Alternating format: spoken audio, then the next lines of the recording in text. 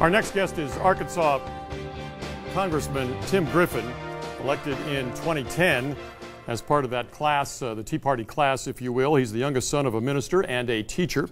He's a fifth-generation Arkansan, a veteran, attorney, and former small business owner, and he joins us on our news line. Congressman, welcome back to the show. Thank you so much. I'm glad you could get me back on. I'm sorry we had to cut it short yesterday. Well, we have time today, and I hope to cover two topics. One is your concern about red tape, about regulation, the impact on small business in this country that's hurting job creation. And the second is this Lifeline free cell phone for welfare recipients. But let me take the first one first. The Federal Register, so far this year, and we're only, I think, still in July, has run 41,662 pages of new regulations, costing something like 50 or 60 billion to comply with, and 114 million hours to complete all the forms and so forth. Government is making it impossible to operate a small business in this country. Well, that's exactly right. And I will tell you, if you say to me or some of my colleagues who have been working with me on this issue, where did you get this idea to do this? Where is this coming from? Is this just an idea from Washington, or is this something your constituents talked about? Let me tell you, we had a jobs conference back in Arkansas at the Clinton Library, interestingly enough, about almost a year ago.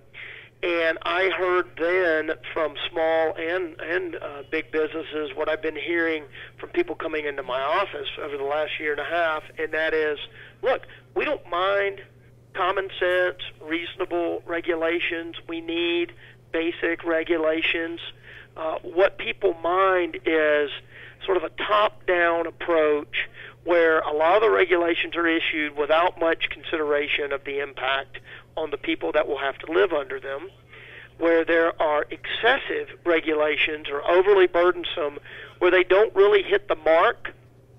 And look, I'm not questioning the intent of a lot of the people who are issuing these regulations, but there always, let me just say, often seems to be a disconnect between the people issuing the regulations and the people impacted by them, the ones that have to live under them. Now, Congressman, let me ask you, though, what do you intend to do in your legislation, and how far is this legislation going to get? Because there's a lot of powerful lobbies that you're going up against. So first of all, what are the main themes of your legislation? Well, what this basically does, it does not repeal any regulations, and we've certainly had all sorts of bills to do that in specific areas over the last year. But what my bill does is it basically freezes the president's ability to issue regulations, except in some very limited areas, and then all other regulations that the president would want to, that don't come under those few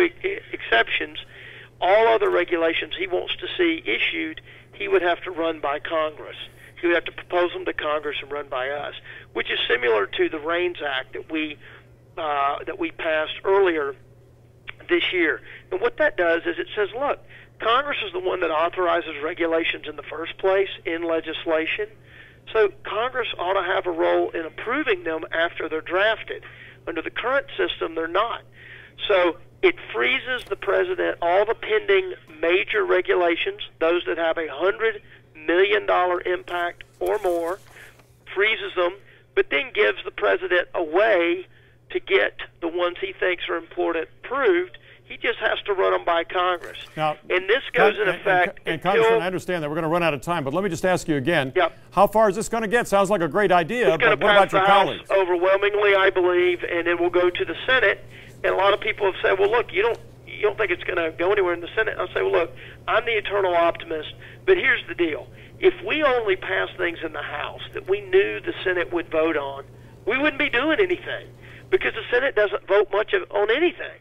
So we've got to do what we've got to do, and if the Senate's not going to do what they should do, that's, we can't control that. All we can do is try to pressure them to do the right thing. And you think it's going to pass out of the House of Representatives? Oh, yeah. Oh, yeah. Well, Tim Griffin, I appreciate your being on, and you're a great congressman from the state of Arkansas, and we appreciate you a lot. Listen, but I tell you, we're going to have to get back with you at another time and talk about these free cell phones for people on welfare, another of the many millions of outrageous things we could talk about. Thank you. Thank you for your time, sir, and I appreciate your being with us. Thank you, sir. Bye. All right. All right, we're going to come up in the next block and talk about the Cherokees had